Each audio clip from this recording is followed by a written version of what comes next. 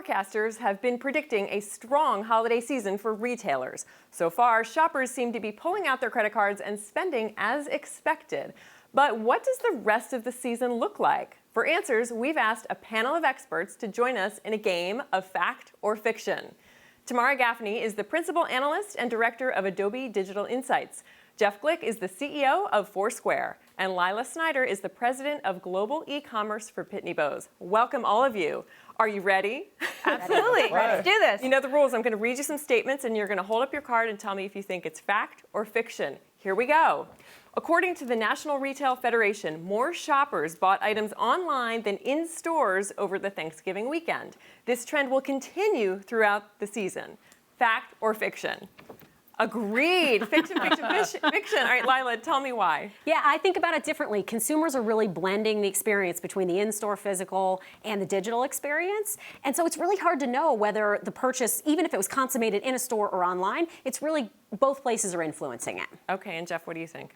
Well, the U.S. Census data says 92% of commerce is offline in the real world. Yeah. And so you have to start right there. I mean, most commerce happens in the real world. There's lots of reasons people love shopping in the real world, although e-commerce is obviously growing very fast. Right. Okay. And Tamara? I think it has much more to do with growth of revenue, more so than where shoppers are shopping. To your point, there is no digital. There's only shopping now, and it includes everything. But 11% growth year over year is our projection for online, and about 3.6 it was for the whole marketplace. So lots of growth in online, but not necessarily as many shoppers. Growing faster, but not as fun, I would say.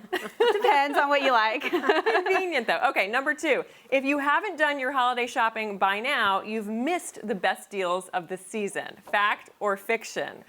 Tamara, you say fact. I'm interested. Yeah, absolutely. So the best deals of the season, according to our digital price index, which is mapping the prices every month, kind of like the CPI is, shows that the absolute best time to buy most things is Thanksgiving weekend, and then the prices go up. So there's a couple of categories that are even before Thanksgiving weekend, but right now we're seeing the prices starting to rise in terms of the level of discounts. So it was Thanksgiving weekend. Lila, I'll switch to you. What do you say? We're seeing a stretching of the deals, even before Thanksgiving. So if you look at the couple of days before Thanksgiving and Thanksgiving, many of our retailers were up 25% or more in those days leading up to the Black Friday weekend. And even just today, I have a dozen offers in my inbox. The deals are still coming. We think they're going to keep coming right up until the holiday. And Jeff, you guys have data that shows it's actually about where you go and when that impacts pricing. Is that right?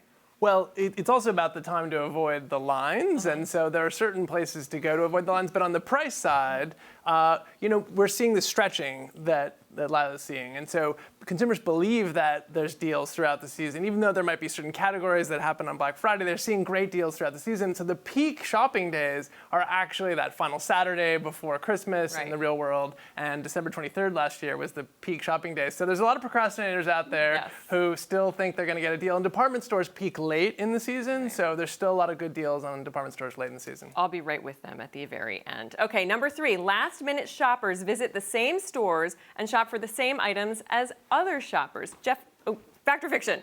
Fiction. Jeff, I'm going to start with you.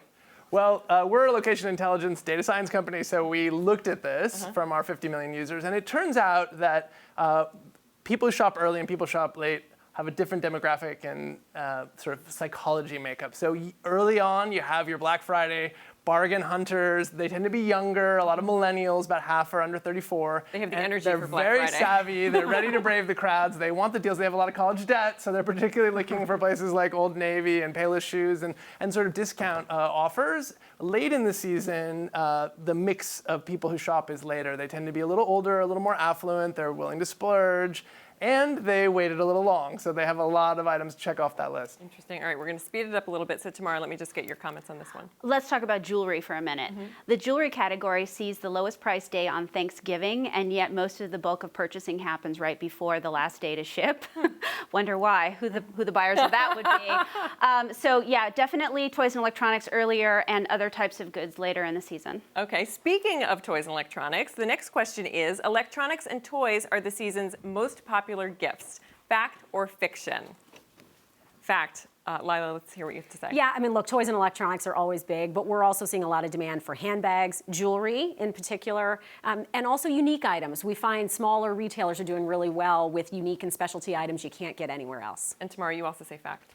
Yeah, the prices and everything are so low this year that we're seeing the toys and electronics category at 25% discounts. You can get an iPad for less than $200. You can get a Kindle for less than $40.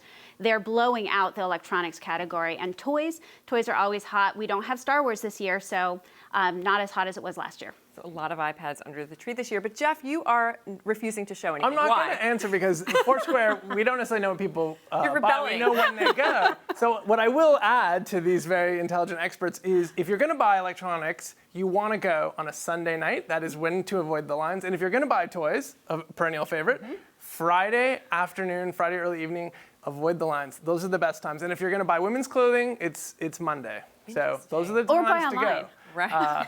But if you buy online, the kids can't sit on Santa's lap, and the gifts may not get there in time. So there's a lot of reasons people love online, and there's a lot of reasons that they still love the social excitement of going to Right. a mall. I learned a few years ago the secret best day of the year to shop, Halloween night. I'm telling you, every store is empty. It was amazing. Okay, our last question. Big box retailers will be the winners of the holiday retail season. Fact or fiction? Lila, fiction, why? I think if you look at total sales, that probably will be true. But if you're looking at growth, I'll go back to my small and medium-sized retailer point that I said before. I really think those businesses are doing really well. We see it in our data, especially because they now, through connected platforms like eBay and others, they're connected to consumers around the world. Okay, Jeff, quickly. So on the physical shopping side, department stores are down 7%. Overall, we see traffic down offline about 3.5%. The big box, the Target, the Walmart, the Big Lots are up in low single digits. So they are the winners of the offline category by far. Okay, good to know. Now, we don't typically do this during games of fact or fiction. That concludes our questions, but since you're all three here and you're such great experts in this particular field, I'd love to have each of you leave us with one final thought. Tamara, let's start with you. It's all about screens again this year. Televisions, iPads, phones, lots more screens coming into the market next year, lots more buying opportunities for digital commerce. Okay, Jeff?